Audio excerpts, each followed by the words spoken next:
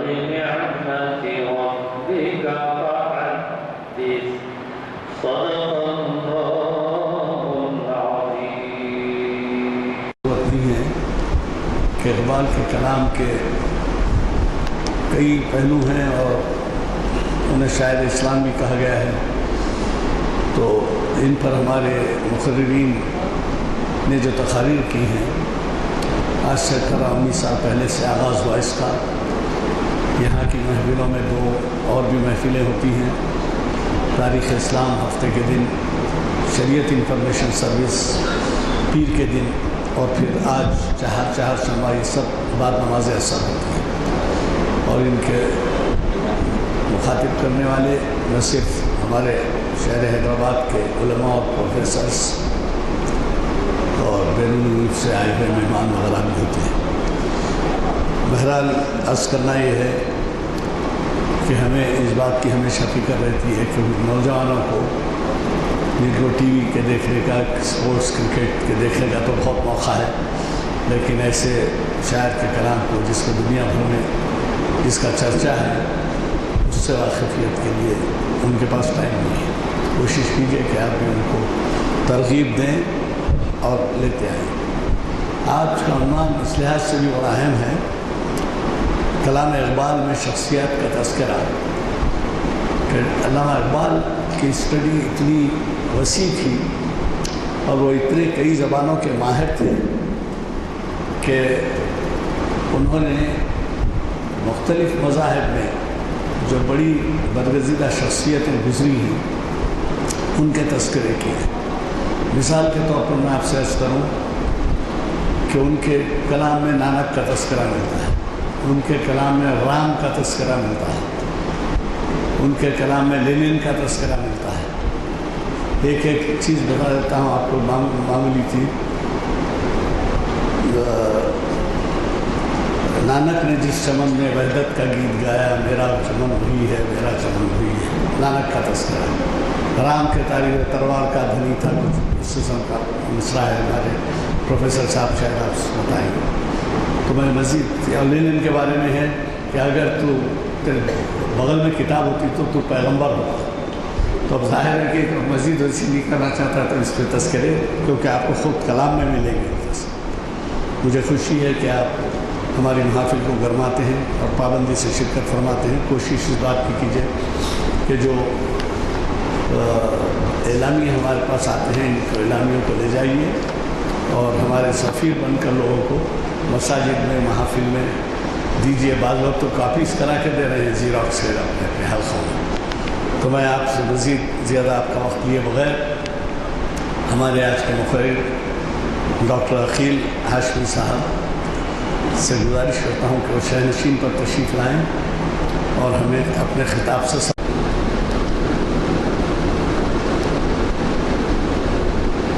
تجھ کو بتاؤں میں تقدیر غم کیا ہے، تجھ کو بتاؤں میں تقدیر غم کیا ہے، شمسی حسنہ اول طاؤس روا ہے. علامہ اقبال کا یہ شعر کئی نوعیتوں کے ساتھ پڑھا بھی جاتا ہے، سمجھا جاتا ہے. جیسا کہ آج اعلان کیا گیا، کلام اقبال میں شخصیات کا تذکرہ. اس سے پہلے کہ میں اقبال کے کلام میں جو نامور شخصیتیں، ہستیاں ہیں، ان کا ذکر کروں، مناسب اور بہتر سمجھتا ہوں کہ آپ کی خدمت میں یہ بات پیش کروں کہ شخصیت کیا ہوتی ہے. جیسا کہ ہمارے دانشوروں اور فلسفیوں نے، حکماء نے، علماء نے مختلف انداز سے بتایا کہ انسانی وجود میں جو صلاحیتیں ہوتی ہیں، جو رد و قبول ہوتا ہے، قبولیت کا مادہ اور رد کرنے کا احساس، یہ اللہ کی دین اور قدرت کا ایک عطیہ ہے۔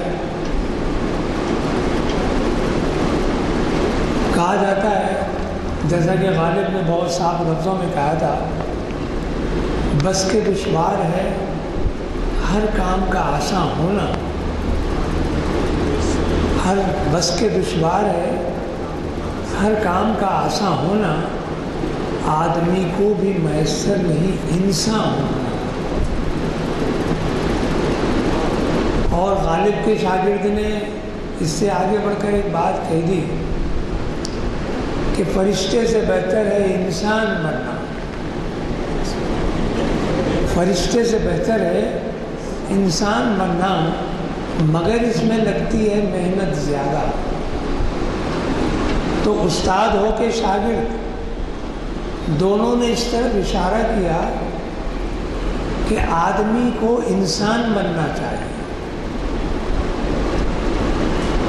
میں نے کہیں پڑھا تھا، اپنے اساتذہ سے بھی سنا تھا کہ آدمی پیدا ہوتا ہے، مگر آدمی کو پیدا ہونے کے بعد انسان بننے کے لیے وقت لگتا ہے۔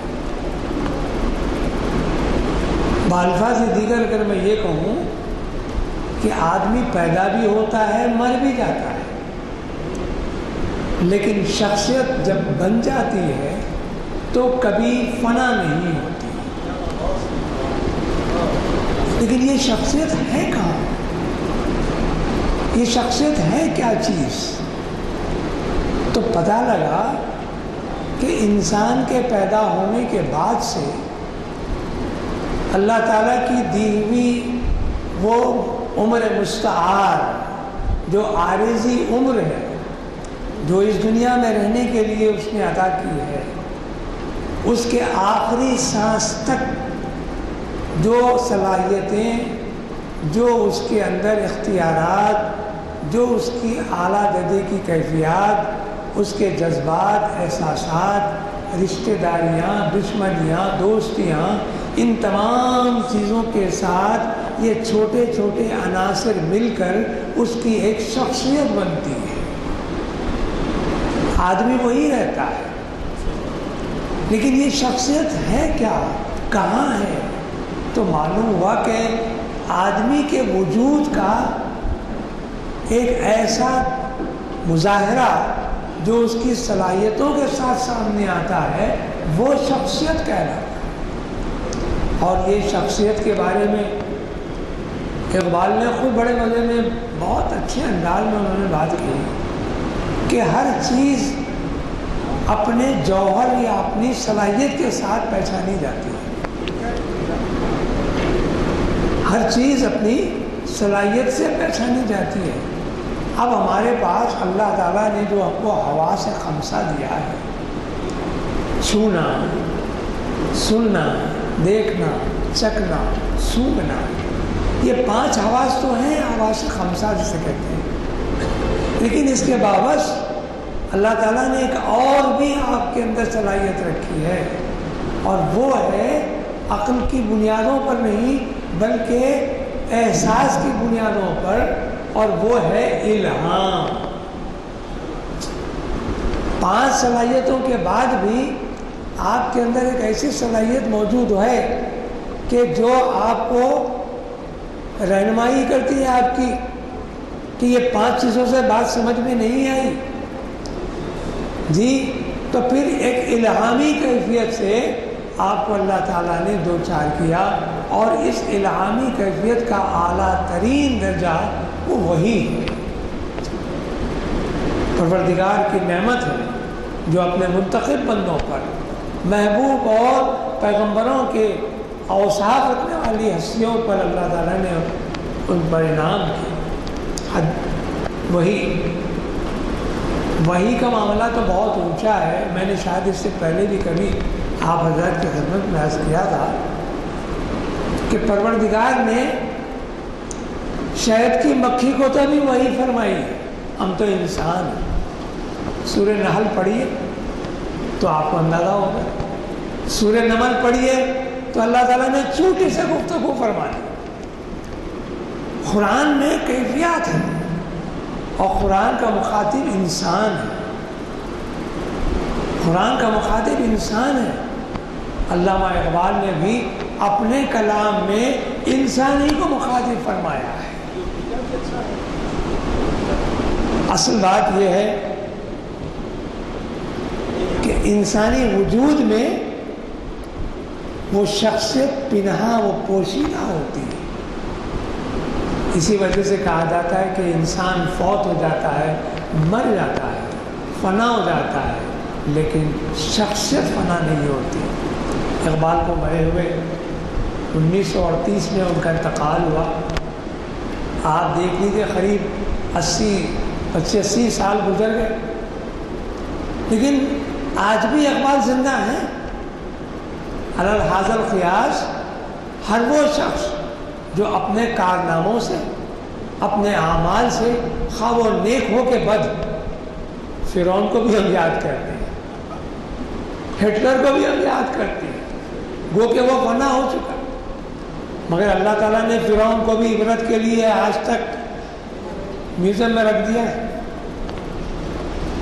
شخصیتیں مرتی نہیں ہیں، گویا جوہر فنا نہیں ہوتا۔ اقبال نے کہا ہے کہ جوہر انسان عدم سے آشنا ہوتا نہیں، عدم یعنی فنا ہو جانا، غائب ہو جانا۔ جوہر انسان عدم سے آشنا ہوتا نہیں، آنکھ سے غائب تو ہوتا ہے، فنا ہوتا ہے۔ آنکھ سے غائب تو اب جب ہمارے درمیان میں سے کوئی شخص اڑ جاتا ہے، انتقال ہو جاتا ہے، مرحوم کہلاتا ہے، تو وہ ہماری آنکھوں سے تو غائب ہو جاتا ہے، لیکن جب واقعی غائب ہو گیا، لیکن اس کا وہ جوہر، وہ اس کی جو شخصیت جو اس کے وجود کے اندر محفوظ تھی، وہ کہیں نہ کہیں کسی نہ کسی صورت سے ہمارے سامنے آتی ہے۔ میں جب اقبال کے کلام کے بارے میں سوچ رہا تھا، ہمارے محترم نے اطلاع دی کہ اقبال شناسی کی محفل ہے، اس میں کوئی عنوان چاہیے،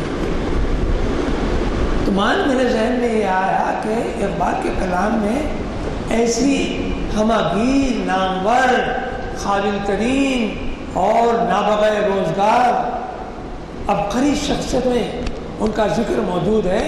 اگر ان پر ایک ایک شخصیت پر کے گفتگو کے ساتھ ہم اگر اس کا سیریز مقرر کریں، تب بھی شاید اقبال کے ساتھ ان کی وابستگی، ان کے خیالات، ان کی تحریکات، ان کی شخصیات کی جو جوہر ہیں، ان پر گفتگو کرنے کے لیے بھی وقت کم لگے۔ اقبال نے سب سے پہلے تو قرآن سے اپنے آپ کو مربوط کیا، کیونکہ قرآن انسان کو مخاطب کرتا ہے، کلام اقبال انسان ہی کو مخاطب کرتا ہے۔ اللہ تعالیٰ نے انسان کو آدمی، انسان بات کو ہو، پہلے آدم ہوا، آدم سے مخاطبت ہوئی، تو پھر اللہ تعالیٰ نے انسان کو بنانے کے مدارج بھی بتا دیے، اس کے مراحل کئی تفصیلات ہیں، لیکن اس کے باوجود یہ بات ذہن میں رکھیے کہ اللہ تعالیٰ نے جس طرح قرآن میں انسان کو مخاطب فرمایا، اقبال کے نزدیک بھی انسان ان کا ایک آئیڈیل اور ان کا ایک غیر معمولی مرکز خیالی کیفیت سے ہمارے سامنے آتا ہے۔ اقبال نے خلیفۃ الارض کے بارے میں جیسا کہ کہا گیا، وہی جاعل فی الارض خلیفہ قالوا اتجعل فیہا من یفسد ویسفک الدماء ونحن نسبح بحمدک ونقدس لک۔ جب فرشتوں نے جب دیکھا کہ پروردگار نے آدم بنایا تو کہنے لگے، پروردگار یہ کس مخلوق کو آپ نے تخلیق فرمائی ہے جو فساد برپا کرنے والا ہے، خون خرابہ کرنے والا ہے، ہم تیری تصدیق اور تصدیق کرتے ہیں۔ اللہ تعالیٰ نے جواب دیا، انی اعلم ما لا تعلمون، ارے میں جانتا ہوں تم کیا جانتا ہے۔ تو علیم و خبیر ہے پروردگار، مجھے اس پر گفتگو کرنا نہیں ہے کہ خدا کی شان اور اس کی قدرت، اس کی مشیت اور اس کا سمجھے کہ مقام و مرتبہ الوہیت کا جو انداز، جبروت و خواہاں، ساری کیفیتیں۔ اب شخصیتوں پر آئیے تو اقبال نے جو بات کہی تو کہا اقبال نے کہ مسلمان پہلے انسان، پھر مسلمان کے ساتھ مرد مومن، اور پھر مرد مومن کے بعد انہوں نے ایک اور اصطلاح اپنے لیے مقرر کی اور اس کا نام انہوں نے کیا مرد کامل۔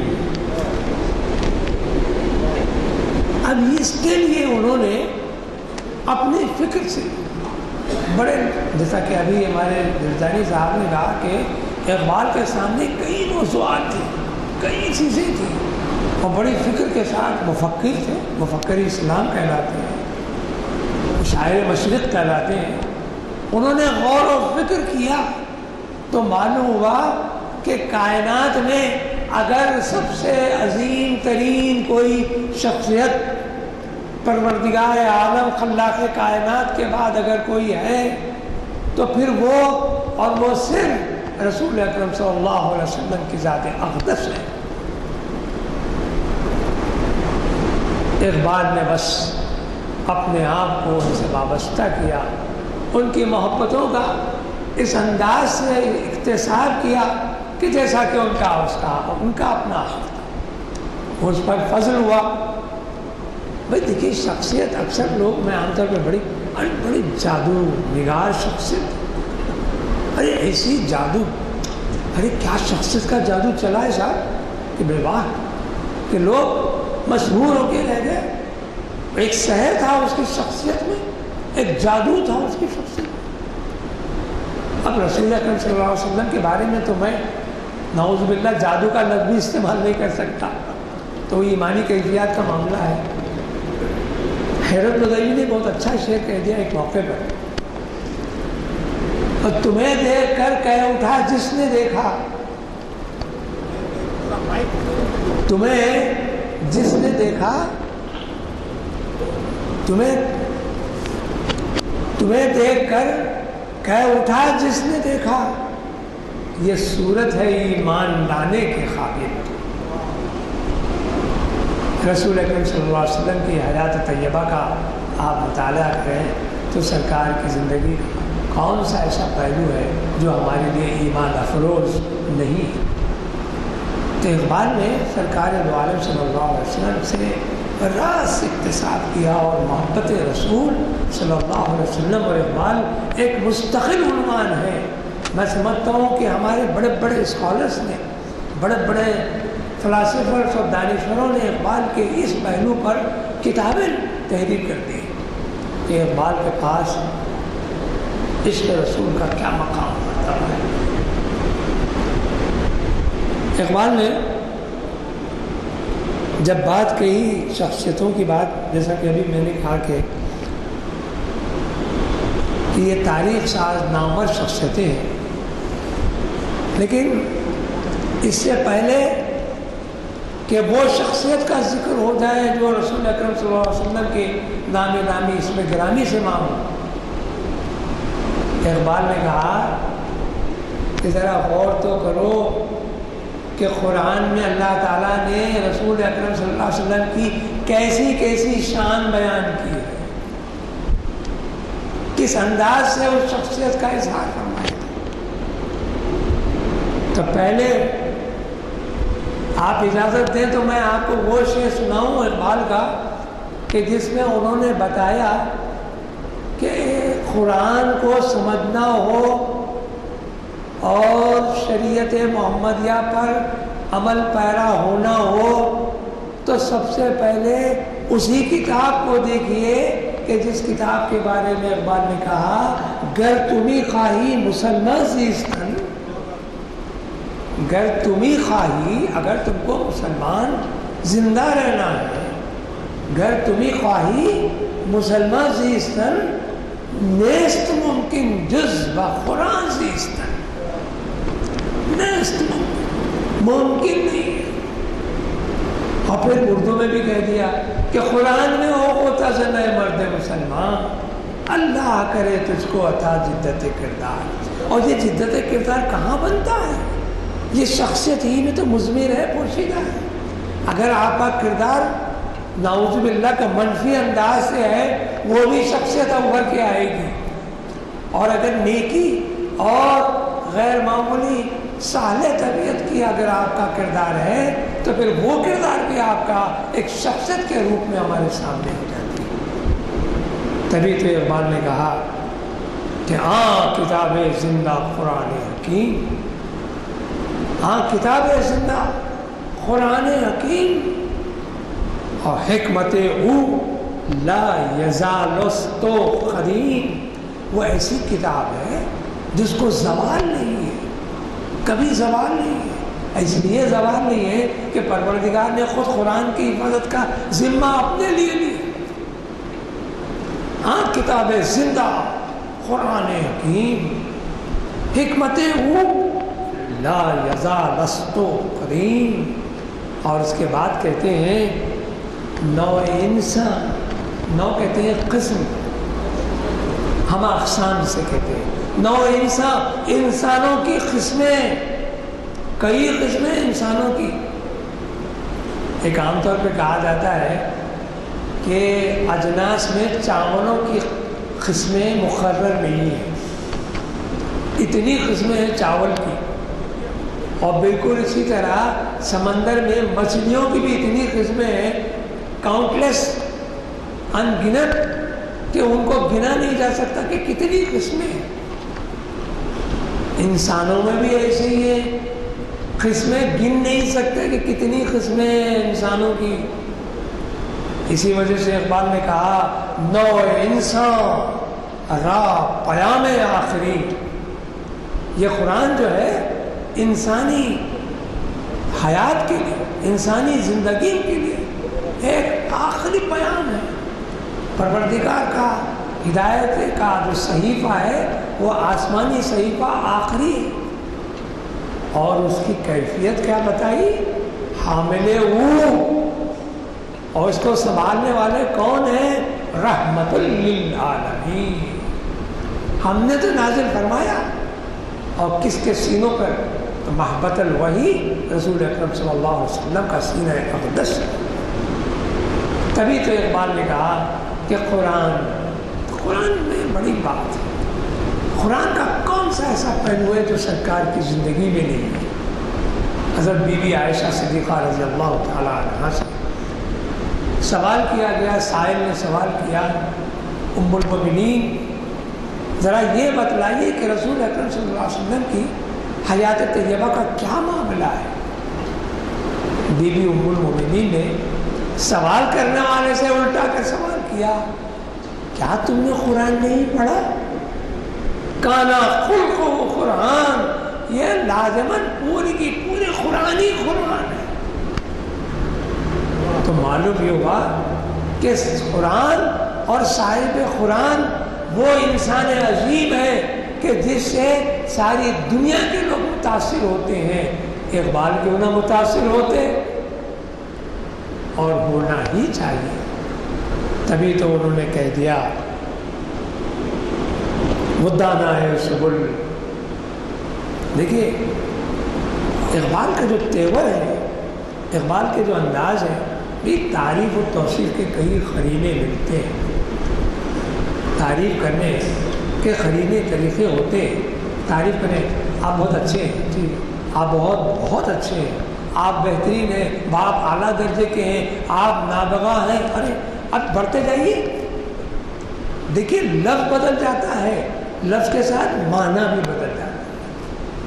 بالکل اسی طرح انسانی جسم میں شخصیت کا بھی معاملہ یہی ہے۔ جیسے لفظ کے معنی ہیں تو لفظ کے معنوں کو لفظ سے علیحدہ نہیں کیا جا سکتا، اسی طرح کسی بھی انسان سے اس کی شخصیت کو علیحدہ نہیں کیا جا سکتا۔ تو یہاں انہوں نے کہہ دیا مدانہ ہے سبل مولا کل، ختم الرسل جس نے غبار راہ کو بخشا فروغ بادی سینا۔ اور نگاہ عشق و مستی میں وہی اول، وہی آخر، وہی یاسین، وہی قرآن، وہی فرقان، وہی یاسین، وہی تھا۔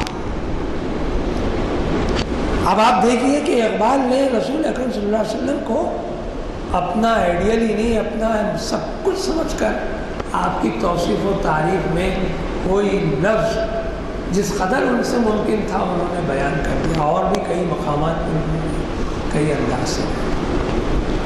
لیکن اقبال نے جب رسول اکرم صلی اللہ علیہ وسلم کی محبت اور اس کے انداز سے بات کی تو کلام اقبال ہم کو مائل کرتا ہے کیا قرآن میں صرف رسول اکرم صلی اللہ علیہ وسلم ہی کا ذکر ہے؟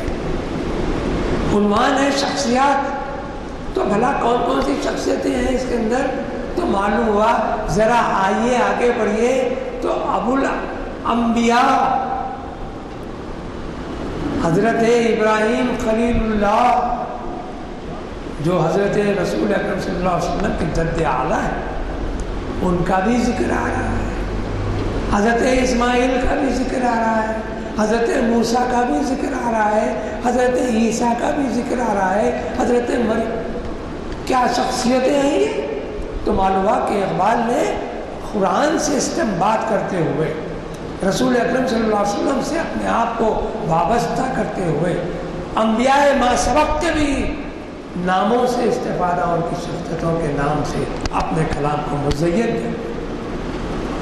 اب دیکھیے ابراہیم علیہ السلام کے نام کے ساتھ ہی کم و بیش اقبال کے کمزور سے کمزور طالب علم کے ذہن میں وہ شعر آ جاتا ہے، کیا آج بھی ہو ابراہیم سا ایماں پیدا، آگ کر سکتی ہے انداز گلستاں پیدا۔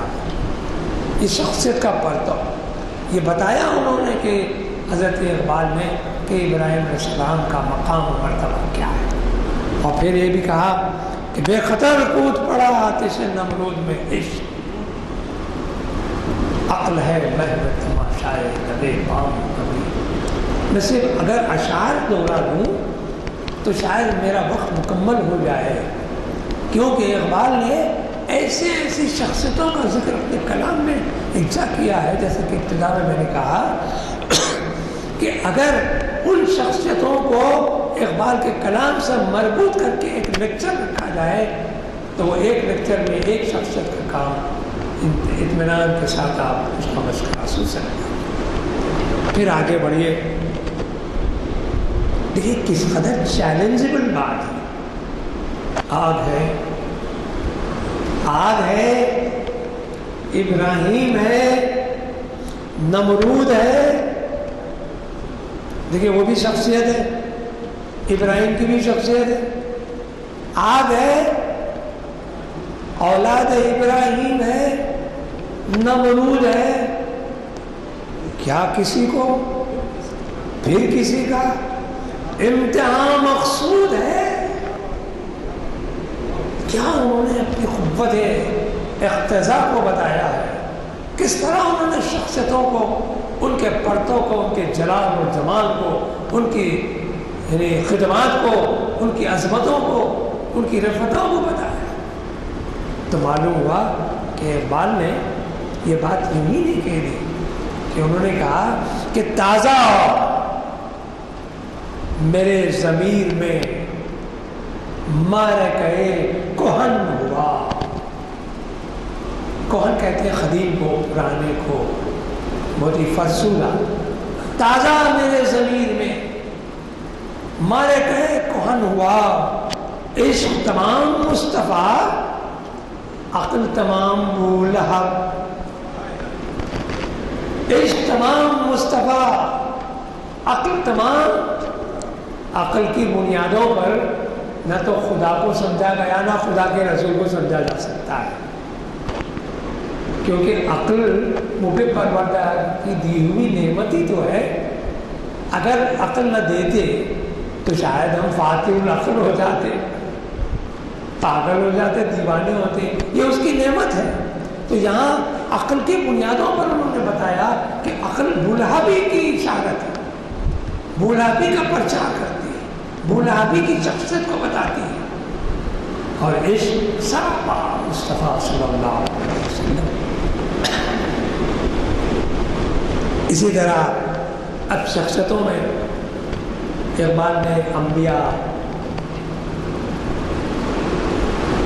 قدیم انبیاء ماں سبق، تو اس میں وہ بھی آپ کو بتاتا ہوں کہ اقبال نے موسیٰ علیہ السلام کا انبیاء سابقین میں موسیٰ علیہ السلام بڑے جلیل القدر بزرگ اور پیغمبر ہیں، بڑے جد و جہد اور غیر معمولی اپنے جلال کی کیفیت رکھنے والے ہیں. اور بنی اسرائیل کے ساتھ ان کا جو معاملہ ہوا تاریخ شاہد ہے کہ کیسے کیسے معرکوں سے حضرت موسیٰ دو چار ہوئے، فرعون کے پاس ہی پہنچے تھے. تو ان تمام باتوں کو ذہن میں رکھتے ہوئے دیکھیے شاعری میں ہمارے پاس صنعتیں ہوتی ہیں، صنعت کاریگری، صنعت تضاد یعنی ضد، ایسا کلام پیش کرنا جس میں ضد ہو، کالا ہو تو گورا، بلند خامت ہو تو پست خط، سفید ہو تو سیاہ ہو، اس طرح کی کیفیت ہے. بالکل اسی طرح نور بھی ہو تو ظلمت، جی طاقتور ہو تو کمزور. تو اسی کیفیت کے ساتھ اقبال نے شخصیتوں کا جو معائنہ کیا، شخصیتوں کا جو تعین کیا، شخصیتوں کا جو زندگی انہوں نے انتخاب کیا، اپنے کلام کے ذریعے سے اس بات کی طرف اشارہ کیا کہ اگر آپ ضد کو سمجھیں گے تو حقیقت کی طرف آپ کا رخ ہوگا. اگر ضد آپ کے سامنے نہ ہو، ضد کے معنی اپوزٹ. اس سے پہلے بھی میں نے وہ شعر سنا ہے، آج پھر یاد آ رہا ہے. تضاد ہی سے تعارف ہوا ہے اشیاء کا، تضاد ہی سے تعارف ہوا ہے اشیاء کا، جو بے خبر ہے علم سے خوشی سے دور رہے. جن کو غم نہیں معلوم ان کو خوشی کیا معلوم. یا جس کو خوشی کا احساس اگر رکھنا ہو تو پھر اس کو غم سے بھی دو چار ہونا پڑے گا. تو اسی طرح اقبال نے موسیٰ علیہ السلام کا جب واقعہ بیان، وہ علم کم بصری جس میں ہم کنار نہیں، تجلیات کلیم اور مشاہدات حکیم. حکیم حکمت والا. آج کل ہمارے پاس عجیب تماشا ہو گیا ہے، یہ جو ہمارے طبیب حضرات ہوتے ہیں حکیم، ان کو حکیم کہتے ہیں. حکیم نہیں، وہ چونکہ طب کے ماہر ہوتے ہیں اس لیے وہ طبیب کہلانے کے مستحق ہیں. حکیم وہ جو طبیب نہ ہوتے ہمیں بھی حکمت سے اپنے آپ کو دو چار کرتا ہے، ہمکنار کرتا ہے اور اس سے استفادہ کرتے ہوئے لوگوں کو فیضیاب کرتا ہے. کلیم کے بارے میں تو معلوم ہے کہ موسیٰ علیہ السلام قصہ طور تو آپ کے سامنے ہے. کلیم اللہ، اللہ کے گفتگو فرمانے والے. اور مشاہدات، شہادت دینا یعنی دیکھنا. تو مشاہدات حکیم ایک الگ چیز ہے اور طور کے کلیم کے بات چیت کرنے کا معاملہ کچھ اور ہے. اس کے اوپر والے مصرے میں کہتے ہیں کہ وہ علم کم بصری، بصر کہتے ہیں دیکھنے کو، سماعت کہتے ہیں سننے کو، سمع بصر. تو یہ بصری کم بصری ہے. اسی وجہ سے کہا کہ اقبالی نے کہا کہ آنکھ کا نور دل کا نور نہیں. آنکھ کا نور دل کا نور نہیں، کیونکہ آنکھ دیکھتی ہے اور دل بھی دیکھتا ہے. آنکھ کا دیکھنا بصارت کہلاتا ہے اور دل کا دیکھنا بصیرت کہلاتی ہے. اگر آپ صاحب بصیرت ہیں الحمدللہ. حکیم نابینا تھے ہمارے زمانے، ہمارے والدین کے زمانے میں معلوم ہوتا تھا کہ وہ نابینا یعنی دیکھنا، بینا کے معنی دیکھنے والا، نابینا معنی نہیں دیکھنے والا. مگر نابینا ایک اصطلاح بن گئی، وہ آدمی جو اندھا ہے، دیکھ نہیں سکتا. لیکن حکیم نابینا صاحب اللہ کے بارے میں مشہور ہے کہ وہ اتنے حاذق اور اس قدر مستند حکیم تھے کہ کبھی کبھی لوگ امتحاناً ان کے ساتھ مذاق کرتے تھے. ایک مذاق کا ایک واقعہ ان کے مشہور ہے کہ کسی نے ایک بھینس کی رسی کو ان کے ہاتھ میں تھپا دیا. وہ کہنے لگے کہ یہ بیگم صاحبہ تشریف لائیے، آپ ان کی طرح نفس ملاحظہ فرمائیے. تو معمولی ڈوری جو تھی انہوں نے ہاتھ پکڑ کر کہا ہاں یہ ان کا نام کیا ہے؟ تو بولے دودھیا بیگم. نام بھی رکھا انہوں نے دودھیا بیگم. تو بولے دودھ اچھا دودھ. تو ان کو چارے میں وہ کھلی وہ بنولا وہ چنی وغیرہ بھی دے دیا جائے تو پھر ان کی صحت بھی اچھی ہوگی اور دودھ میں بھی اضافہ ہوگا. یہ لطیفہ نہیں ہے، یہ حکمت، یہ دانائی، یہ فراست، یہ پروردگار کی دین ہے. اور یہ حکیم بے بصر ہوتے ہوئے بھی بصارت نہیں بصیرت رکھتے. اسی وجہ سے اقبال نے محمد خدایا میرا نور بصیرت عام کر دے. انہوں نے یہ کہا کہ میں بصارت نہیں کہہ رہا ہوں، بصیرت کہہ رہا ہوں. تو اقبال نے یہ کہا اور پھر اس کے آگے لکھتے ہیں صحبت پیر روم. اب دیکھیے ذرا میں آگے بڑھا ہوں کہ اقبال نے جہاں انبیاء کا ذکر کیا وہاں بڑے بڑے حکماء کا ذکر فرما رہے ہیں اور مفکرین کا، دانشوروں کا، علماء کا. اب آپ دیکھیں گے میں صرف اشعار پڑھوں گا تو آپ کو اندازہ ہوا کہ اقبال نے کیسی کیسی شخصیتوں کو اپنے کلام میں جگہ ہوا. پیر رومی کے بارے میں تو آپ جانتے ہیں کہ انہوں نے اپنا مرشد سمجھا، ان کو رہبر سمجھا، رہنما بنایا. جاوید نامے میں تو انہی کی رہبری میں انہوں نے آسمانوں کا سفر کیا. اقبال نے کہا صحبت پیر روم سے مجھ پہ ہوا راز فاش. یہ جو راز تھا چھپا ہوا فاش ہوا، کھل گیا. لاکھ حکیم سر بجیب اور ایک کلیم سر بکف. حکیم غور و فکر میں غلطہ ہے اور کلیم کا عالم یہ ہے کہ سر بکف چلا گیا.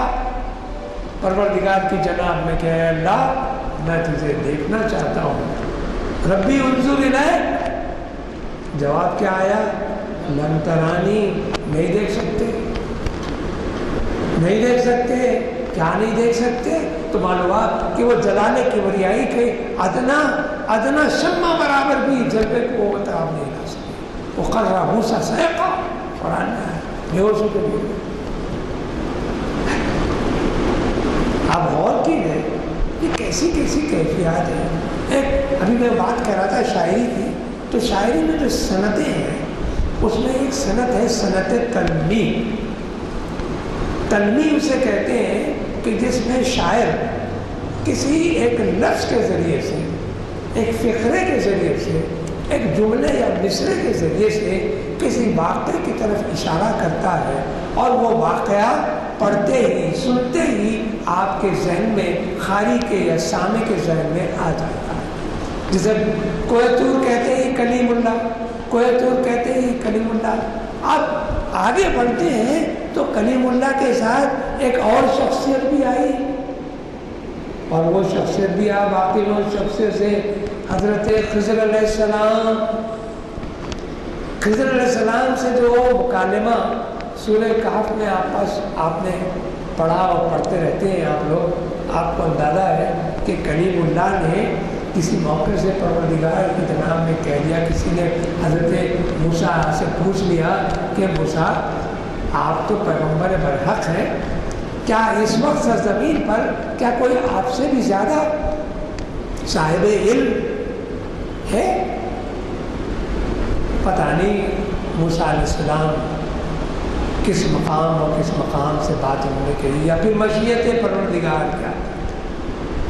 آپ نے کہا میں پروردگار کا فرستادہ پیغمبر برحق اور تمہارے لیے رسول بنا کر بھیجا گیا ہوں، تمہاری ہدایت کے لیے مبعوث کیا گیا ہوں. اب اور کیا؟ پروردگار عالم کو حضرت موسیٰ علیہ السلام کا یہ انداز شاید پسند آیا۔ پروردگار نے حکم دیا موسیٰ ہمارا ایک بندہ دریائے جیون کے کنارے ہے، وہاں اس سے ملاقات تو کر لو۔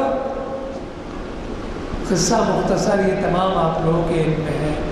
اقبال نے اس پورے واقعے کو صرف ایک شعر کے اندر، صرف ایک شعر انہوں نے جواب دیا، کشتی مسکینوں جانے پاک و دیوار یتیم، علم موسیٰ بھی ہے تیرے سامنے حیرت فروش۔ حضرت خضر کے بارے میں کہہ رہے ہیں کہ علم موسیٰ بھی آپ کی یہ تینوں جو کیفیات سے آپ جو گزرے ہیں اسے حیرت سے دیکھ رہے ہیں کیا ہے۔ پھر جواب میں خضر نے کہا یہ بحث میں نہیں کر رہا ہوں، وہ تو ادھر کا ہی حکم تھا، اس حکم کی پابندی نہیں کر رہا ہوں، میں تو فرشتادہ ہوں۔ دیکھیے فرشتادہ اس کو کہتے ہیں جو اپنی طرف سے کچھ اضافہ کمی بیشی نہیں کر سکتا۔ اس کو عربی میں ایک لفظ آیا ہے معمور، میم عین میم واؤ رے، معمور، جسے ہم کہتے ہیں آپ ان کو معمور کر دیجئے، وہاں مقرر فرما دیجئے۔ اس معمور کو تو معمور کو یہ اختیار نہیں دیا جاتا کہ وہ کمی بیشی کر کر اپنے بات کو آگے بڑھائے، یا جو مالک کا یا جو حکم نامہ جس کے لیے جس سے لے کے نکلا ہے اس کی وضاحت میں کچھ اضافہ فرمائے، بس جو کہا گیا۔ اقبال نے دیکھیے خضر علیہ السلام کی کیفیت کو، اس شخصیت کو ایک شعر میں بیان کر دیا۔ اور پھر موسیٰ علیہ السلام بھی، اب یوسف علیہ السلام کا قصہ، یوسف علیہ السلام کا موسیٰ ہو کے عیسیٰ موسیٰ، یہ تمام انبیاء ما سبق کا ذکر شخصیتوں کی بنیاد پر اقبال نے اپنے پاس کیا۔ اور پھر آگے بڑھ کر جب انہوں نے موسیٰ علیہ السلام کے قصے میں شعیب کا واقعہ بھی آ جاتا ہے۔ دیکھیے کیفیتیں ایسی ہیں، ایک ایک شعر اگر اس کی وضاحتوں میں جائیں تو ایک تاریخ آپ کے سامنے آ جاتی ہے۔ اقبال نے کہا اگر کوئی شعیب آئے میسر، اگر کوئی شعیب علیہ السلام جن کو خطیب الانبیاء کہا جاتا ہے، حضرت موسیٰ علیہ السلام کے خسر محترم ہے۔ جب موسیٰ علیہ السلام مصر سے قبطی کو مار کر وہاں سے آپ نکل پڑے تو ایک ایسے مقام پر پہنچے جو حضرت شعیب کے سندھی کے علاقہ تھا، آپ وہاں کے اس قوم کے لیے آپ نبی بنائے گئے تھے، وہاں آپ سے ملاقات ہوئی موسیٰ کی۔ اقبال کہتے ہیں اگر کوئی شعیب آئے میسر، شبانی سے کلیمی دو قدم ہے۔ شبانی کہتے ہیں چرواہی گری کو، گلہ بانی کو، بھیڑ بکریوں کو چرانے کو۔ کہا کہ اگر شعیب تم کو مل جائے، یہ مسلمانوں سے، یہ انسانوں سے مخاطب ہے اقبال۔ میں نے ابتدا میں کہا کہ اقبال اپنے کلام کے ذریعے انسانوں کو، مسلمانوں کو جھنجھوڑ و بیدار کرنا چاہتے تھے کہ دیکھو تمہاری ہستی، تمہاری اس انسانی وجود میں جو شخصیت مضمر و چھپی ہوئی ہے اس کو باہر نکالو، اور وہ مومن اور مرد کامل کی صورت سے تمہارے سامنے جب آئے گی، اس کے لیے ان انبیاء ما سبق اور ان اولیاء اللہ، صوفیاء کرام، دانشوروں اور تمام بڑے بڑے مفکرین کو بھی ان کی شخصیتوں کے اگر زندگیوں کا مطالعہ کریں تو پتہ لگے گا کہ تم کو انسان بننے کے لیے کوئی نہیں روک سکتا۔ شرط یہ ہے کہ آدمی کو بھی میسر ہو کہ انسان بنے۔ یہاں انہوں نے کہا کہ اگر کوئی شعیب آئے میسر، شبانی سے کلیمی دو قدم ہے۔ میں اپنی بات کو اور ذرا تیزی سے بڑھا رہا ہوں کہ اقبال نے ان تمام بزرگ نامور ہستیوں کے بعد جب آگے بڑھے تو رسول اکرم صلی اللہ علیہ وسلم کے اصحاب کبار پر بھی نظر پڑی۔ ایک شعر، ایک دو شعر سنا دیتا ہوں آپ کو، آپ صرف سمجھ لیں کہ یہ کیسی شخصیتیں تھیں۔ حضرت ابوبکر صدیق کے بارے میں اقبال نے کہہ دیا، پروانے کو چراغ ہے بلبل کو پھول بس، اور صدیق کے لیے خدا کا رسول بس۔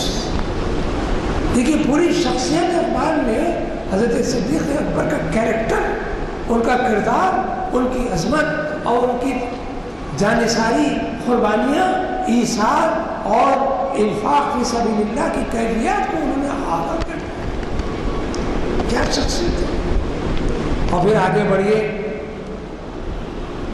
یہی شیخ حرم ہے جو چرا کر بیچ کھاتا ہے۔ یہی شیخ حرم ہے جو چرا کر بیچ کھاتا ہے، گلی میں بوزرو دل خے اویسو چادر زہرا۔ دل کہتے ہیں وہ کیا کہتے ہیں، خرخہ جسے کہتے ہیں، خرخہ ٹکڑے لگا ہوا ہے جس کو لوگ جو ہے پیبند لگا ہوا ہے کہتے ہیں، وہ گلی چادر یا کملی جس کو کمبل کہتے ہیں، چادر تو معلوم ہے جی۔ تو آج کے لوگ، آج کا انسان، آج کا آدمی جو انسان نہیں ہے، وہ بصورت شیخ موجود ہے، تو کیا کرتا ہے، ان بزرگ ترین ہستیوں کی جو امانتیں اس کے پاس ہیں اس کو بیچ کھا رہا ہے۔ میں اشارہ کر رہا ہوں، آپ خوب سمجھتے ہیں کہ چرانے کا مقصد، بیچنے کا کیا مقصد ہے۔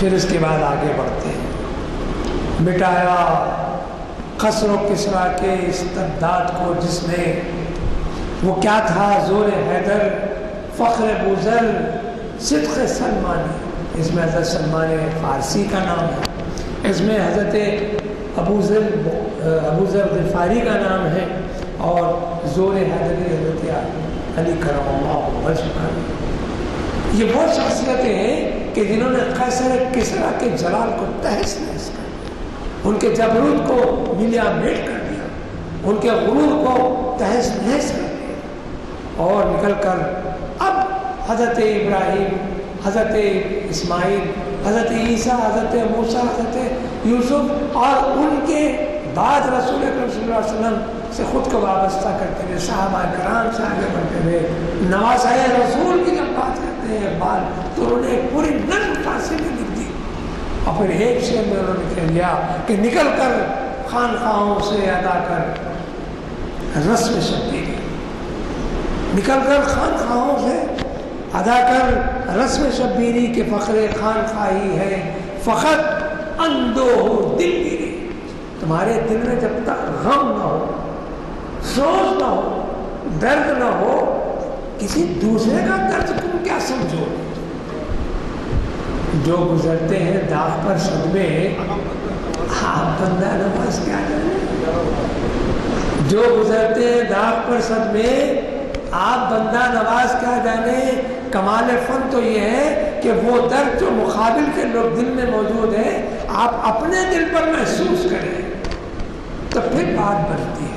یہی تو انسانیت ہے، اسی کا نام تو انسان ہے۔ اور اسی طرح آگے بڑھ کر اقبال نے بہت سارے بزرگوں کا نام ذکر کیا، جس میں خالد ابن ولید بھی ہیں، طارق ابن زیاد بھی ہیں، عبد الرحمن الداخ، بہت ساری شخصیتیں ہیں۔ اب میں مشرق سے ذرا مغرب کی طرف آؤں تو آپ کو اندازہ ہوگا کہ اقبال نے سقراط، بقراط، ارسطو کا بھی ذکر کیا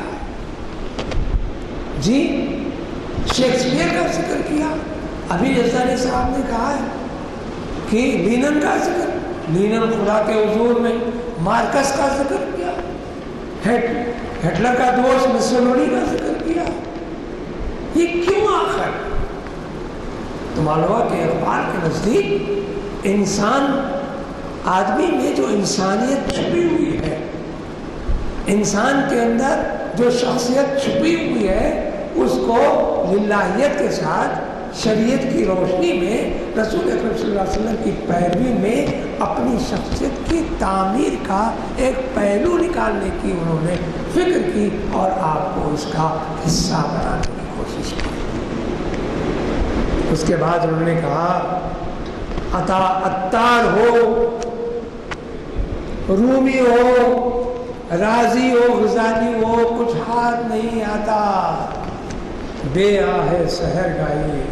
انہوں نے بات صاحب گھوم پھر کر انہوں نے کہا کہ یہ تمام شخصیتوں کا معاملہ جو ہے، یہ شخصیتیں چپ ایسے ہی نہیں بنی، ان کے لیے پروردگار کا انعام یہ ہے کہ ان کے ساتھ آہ سحر گاہی۔ آہ سحر گاہی کیا؟ صبح میں اٹھ کے نعرے مارنا؟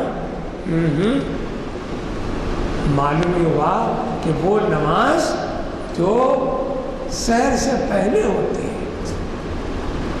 سحر، اب اقبال نے جس انداز میں نماز کے بارے میں بتا دیا، میں اشارہ کر رہا ہوں کہ بس آپ غور کیجیے۔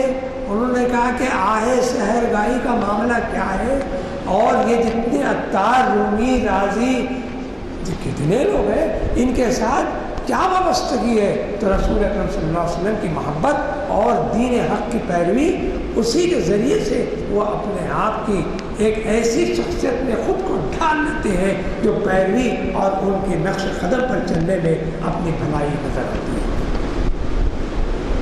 آخری بات انہوں نے کہا، نہ پوچھ ان فرقہ پوشوں سے، فرقہ پوشی جس کو میں ابھی جو بولا گولڑی جس کو کہتی ہے، نہ پوچھ ان فرقہ پوشوں سے، ارادت ہو، ارادت یعنی عقیدت و محبت اور اپنے آپ کو ان کے سپرد کر دینا، ارادتاً، مرید کے معنی ارادہ کرنے والا، مرید بمانے مردہ بھی کہتے ہیں بعض لوگ۔ تو مانو ہوا کہ مجھے ایسی ہستیوں سے اگر وابستگی نہ ہو تو پھر کیا ہوگا؟ وہ لوگ ہیں ید بیضا لیے بیٹھے ہیں اپنے آستینوں میں۔ ید بیضا کیا ہے؟ رسول حضرت موسیٰ علیہ السلام کے ہاتھ کا وہ معجزہ، جب آپ اپنی بغل میں ہاتھ ڈالتے اور باہر نکالتے تو دیکھنے والی آنکھیں یہ دیکھتی کہ آپ کے ہتھیلی میں چاند کی طرح منور روشنی کی طرح ایک انڈے کے موافق بیضا کے مطابق چمکدار روشن نظر آتا ہے۔ ید بیضا لیے بیٹھے ہیں اپنے آستین۔ مختصر یہ میرے دوستوں، بزرگوں، بھائیوں، اقبال نے جس مومن کی فکر میں اضافہ کیا، شخصیات کو ڈھالنے کی جو فکر کی، اس کے نزدیک جب انہوں نے جب پہنچا تو مشرق ہو کے مغرب، انہوں نے مغرب کے بھی لوگوں سے بھی استفادہ کیا، ایسے لوگوں سے بھی استفادہ کیا کہ جو بے دین تھے لیکن ان کے اندر جد و جہد تھا، ان کے اندر ایک عمل کی قوت تھی۔ اسی وجہ سے اقبال نے صاف لفظوں میں کہہ دیا، عمل سے زندگی بنتی ہے، جنت بھی جہنم بھی۔ یہ خاکی اپنی فطرت میں نہ نوری ہے نہ ناری ہے۔ اگر آپ کو نوری بننا ہو تو نوری کیفیات کے ساتھ اپنے اعمال کو جاری رکھیں، ورنہ آپ کے اندر جو ناری کیفیت ہے وہ ابھر کر آپ کو کہاں سے کہاں تک پہنچائے گی وہ خدا ہی جانتا ہے۔ اسی وجہ سے اقبال نے کہہ دیا کہ ید بیضا لیے بیٹھے ہیں اپنے آستینوں میں۔ یہ کیفیات پیدا کرنے کے لیے مومن کا بننا ضروری ہے۔ اور پھر مومن کی شان کے بارے میں کیا ہے؟ ہر آن ہر لہجہ ہے مومن کی نئی آن نئی شان، گفتار میں اللہ کی، گفتار میں کردار میں اللہ کی قرآن قہاری ہو۔ اس سے پہلے میرا ایک لیکچر ہوا تھا مرد مسلمان کے نام سے، اس میں نے اس کی تفصیلات پیش کی تھی۔ قہاری و غفاری، قدسی و جبروت، ان چار عناصر سے تو بنتا ہے مسلمان۔ اور یہ بات کسی کو نہیں معلوم کہ مومن قاری نظر آتا ہے، حقیقت میں ہے قرآن۔ ذرا غور کیجیے کہ اقبال نے مرد مومن کی کیا شان بتائی ہے۔ وہ مرد مومن اور مرد کامل کو بنانے کے لیے اقبال نے اپنے کلام میں جن شخصیتوں کا اظہار کیا ہے وہ کچھ اور نہیں ہے، جد و جہد عمل کی بنیادوں پر انہوں نے ان کے تمام کیفیات کو اپنے انداز سے ظاہر کرنے کی کوشش کی۔ اور آخر میں اپنی بات کو، گفتگو کو سمیٹتے ہوئے اقبال کے اس شعر پر اپنی بات کو ختم کروں گا کہ اقبال نے کہا ہے، غالب جیسا کہ یہاں رام کی بات بھی آ گئی رام اور گرو نانک کی بات بھی ہے تو آپ کو اندازہ ہوگا رام کے بارے میں بعضوں کو اعتراض ہوتا ہے کہ اقبال نے رام کے بارے میں کیوں کہا. تو اقبال نے رام کو کوئی اوتار یا نمائندہ پروردگار نہیں سمجھا، بلکہ انہوں نے اپنے شعر میں کہا ہے رام کے وجود پہ ہندوستان کو ناز، ہے رام کے وجود پر ہندوستان کو ناز، اہل نظر سمجھتے ہیں اس کو امام ہند، ہند کا امام. تلوار کا دھنی تھا، شجاعت میں مرد تھا، پاکیزگی میں جوش محبت میں فرد تھا. انہوں نے کیا کیا، اس نقطے کو ملحوظ رکھیے، انہوں نے ان کو ایک پاکیزہ انسان مراد دی. پیغمبر یا اوتار یا نبی اس انداز سے ان کا تعارف نہیں کروایا. یہ بات یاد رکھیے کہ اقبال نے ایک پاکیزہ انسان، وعدے کا اور عقیدت و محبت کا ایک پیکر بنایا.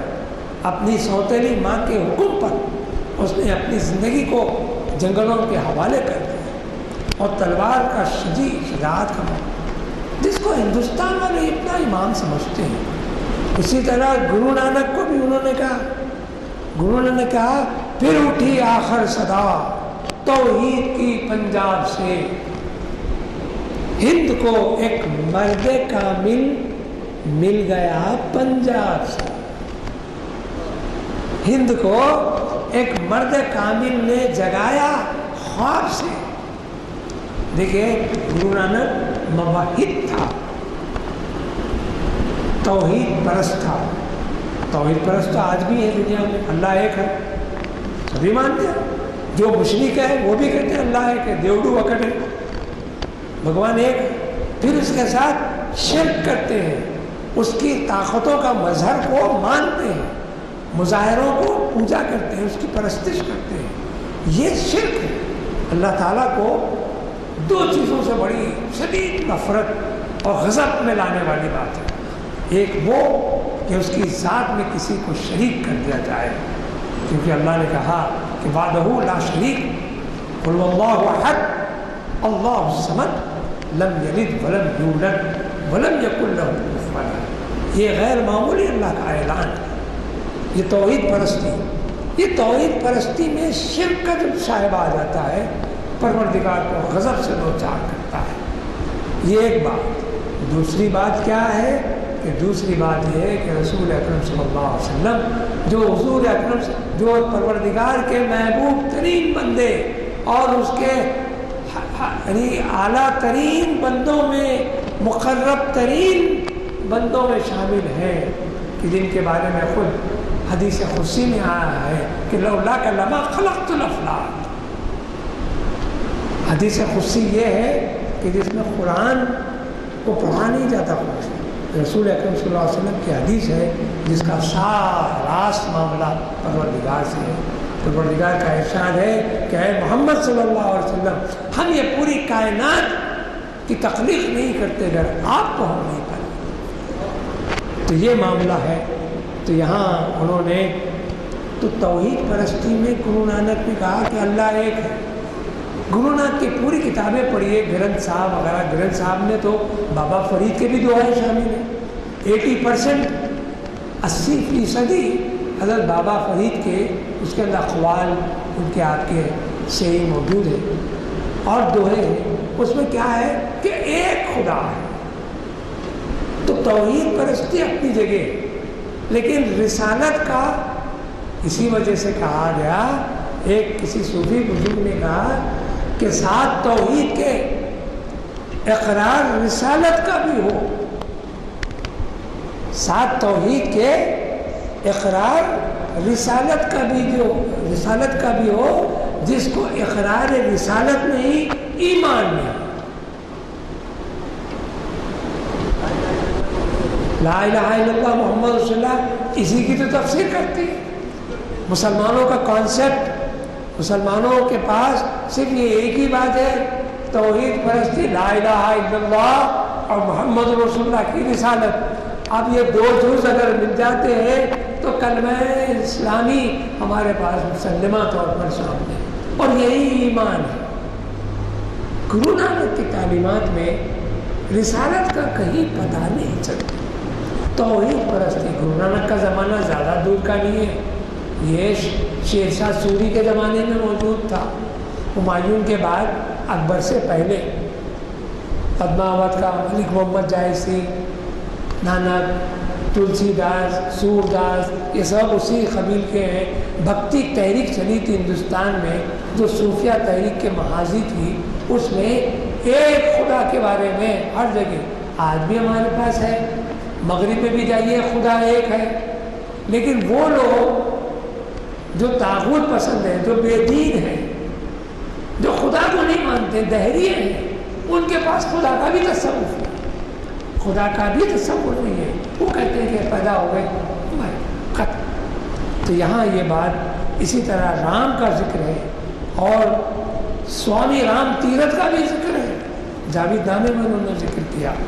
اور پھر کئی ایسی چیزیں ہیں جس کو کہ، اور نظام الدین اولیاء، جس کے بارے میں اکبر، اکثر لوگ اکبر کے اقبال کے بارے میں کہتے ہیں کہ وہ بزرگوں سے آستانوں پر نہیں جاتے تھے، یا ان سے ان کا ربط نہیں تھا۔ تو مسافر نامی جو نظم انہوں نے لکھی انگلینڈ جانے سے پہلے، وہ بارگاہ نظام الدین اولیاء میں جاتے ہیں، اپنی نظم سناتے ہیں، اور آخر میں ان کا ایک بہت ہی مشہور مصرع ہے جو انہوں نے کہا کہ لاج رکھ لینا، لاج رکھ لینا تیرے اقبال کا ہم نام۔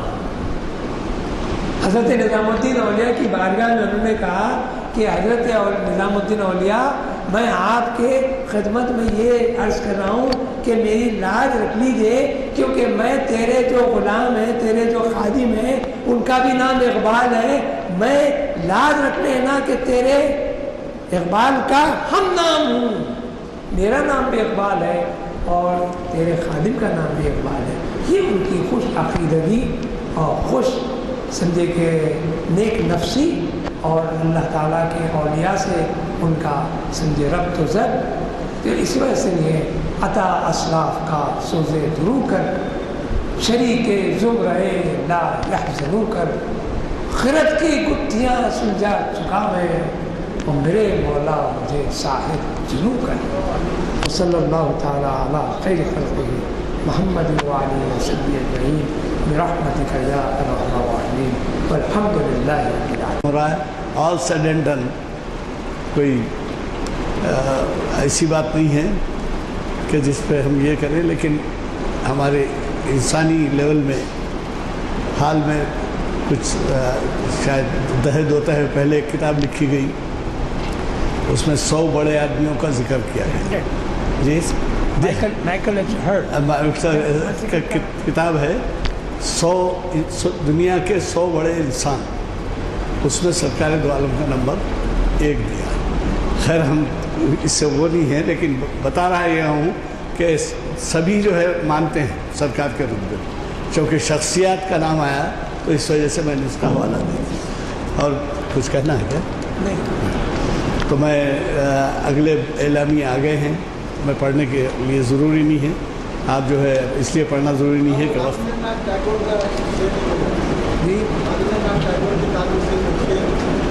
رابع